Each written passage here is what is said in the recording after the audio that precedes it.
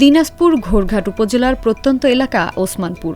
সেনাবাহিনীর উদ্যোগে এখানে বিনামূল্যে স্বাস্থ্যসেবা ক্যাম্পের খবর শুনে এসেছেন গ্রামের সব বয়সী মানুষ। 18 মে রোববার বিকেলে দিনাজপুর ঘোড়ঘাট উপজেলার ওসমানপুর এলাকায় খুবই যত্নে এই ক্যাম্পে স্বাস্থ্যসেবা দেওয়া হয়। শিশু, মেডিসিন, চক্ষু, গাইনিসহ সেনাবাহিনীর 4 জন বিশেষজ্ঞ চিকিৎসক ব্যবস্থাপত্র প্রদান করেন। রোগীদের ডায়াবেটিক্স ও রক্তচাপ পরীক্ষা করেন। সেই সঙ্গে রোগীদের বিনামূল্যে 50 প্রকার ওষুধ দেওয়া হয়। এছাড়া 200 জন অসচ্ছল মানুষের মাঝে খাদ্য সামগ্রী বিতরণ করা হয়। হাতের নাগালে স্বাস্থ্যসেবা পেয়ে খুশি এলাকার খেটে খাওয়া মানুষেরা।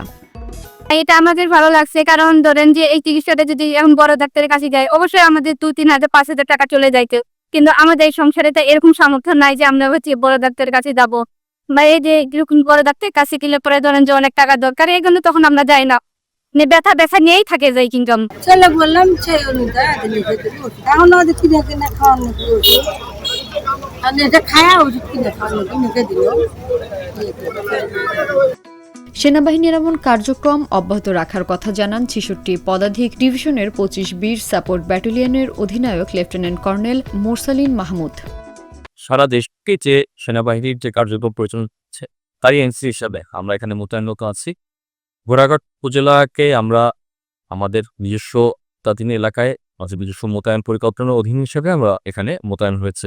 আজকের পরিকল্পনা অনুযায়ী আমরা 200টি পরিবারকে আমরা খাদ্য সেবা দিব বা খাদ্য সহায়তা দিব। ভবিষ্যতে আমাদের এই প্রয়াস এবং এই প্রচেষ্টাটা চালু থাকবে, জারি থাকবে, যাতে আমরা এখানকার যারা প্রান্তিক লোকজন আছে তাদেরকে আমরা যাতে একটি ভালো সুন্দর একটি পরিবেশ দিতে পারি।